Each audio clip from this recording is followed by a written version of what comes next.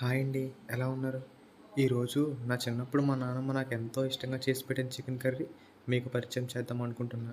Taste అయితే సూపర్‌గా ఉంటుంది. వీడియో లాస్ట్ వరకు చూసేయండి. మన స్టవ్ మీద పెట్టుకున్న ఆయిల్ అయితే ఆల్మోస్ట్ హీట్ అయిపోయిందండి. ఇందులో కట్ చేసుకున్న పచ్చిమిరపకాయలు, కరివేపాకు, ఉల్లిపాయలు వేసేసుకుందాం.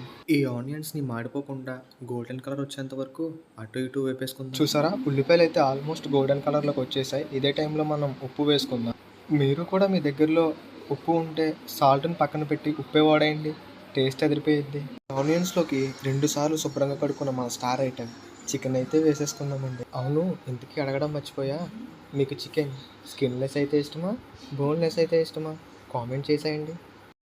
ఉల్లిపాయలు చికెన్ కలిసే విధంగా ఒక 2-3 సార్లు అటు ఇటు తిప్పుకుందామండి. ఒకసారి మనం చికెన్ పైన పెట్టుకున్న మూత అయితే తీసి చూద్దామండి. చికెన్ అయితే ఆల్మోస్ట్ కుక్ అయింది. దీంట్లో మనం టేస్ట్కి సరిపడా కారం అయితే వేసుకుందాము. మా ఇంట్లో కారం అయితే ఎక్కువగా తింటారండి, అందుకనే నేను ఈ కర్రీలో కొంచెం కారం ఎక్కువ వేస్తున్నాను. మనం చూసేటప్పుడు నోట్లోని, తినేటప్పుడు కళ్ళల్లోని నీరు పొంగించే ఈ ఎర్రని గుంటూరు కారం మన ముక్కలకి పట్టేలా ఒకసారి కలిపేసుకుందామండి. మనం వేసుకున్న కారం అయితే ఆల్మోస్ట్ కర్రీతో కలిసిపోయింది. ఈ టైంలో మనం సరిపడా వాటర్ అయితే పోసుకుందాం కర్రీలో. ఇదే కర్రీలోకి నేనైతే బయట నుంచి తెచ్చిన మసాలా కాకుండా ఇంట్లో ప్రిపేర్ చేసుకున్న మసాలా వేసుకుంటున్నానండి. దాంతోపాటు అల్లం వెల్లుల్లి పేస్ట్ కూడా వేసుకుంటున్నాను. సో మీరు కూడా ఇలాగే ట్రై చేయండి. చికెన్ మగ్గేంత వరకు మూత అయితే పెట్టుకుందామండి.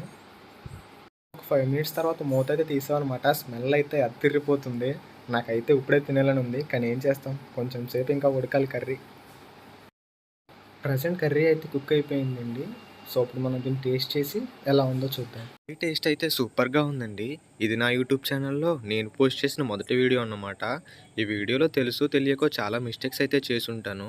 కానీ అందరిలా నేను కూడా చేయాలి అని ఆగిపోకుండా ఇంట్లో పనులన్నీ చేసుకుంటూ ఈ వీడియో అయితే తీయడం జరిగింది. మీరు ఇప్పుడు చూస్తున్న ఈ కొద్ది నిమిషాల వీడియోకి నేను కొన్ని గంటలైతే కష్టపడడం జరిగిందండి.